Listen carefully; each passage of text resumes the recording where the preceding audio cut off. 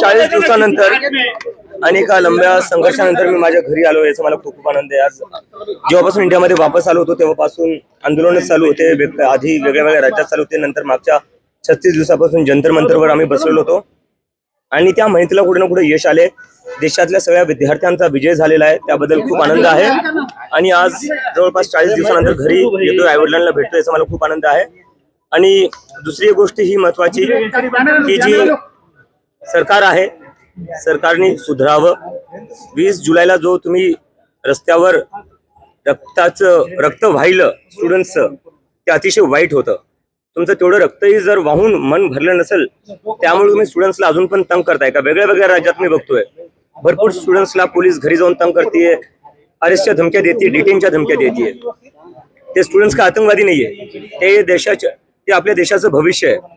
आपल्या देशाच्या भविष्याला जर या सरकारला असंच तंग करायचं असेल तर ह्या स्टुडंट्सनी आता फक्त धर्मेंद्र प्रधानचा राजीनामा घेतलाय, उद्या जाऊन ते सरकारी बदलतील जर ही सरकार आता लाईनीवर आली नाही तर। धन्यवाद।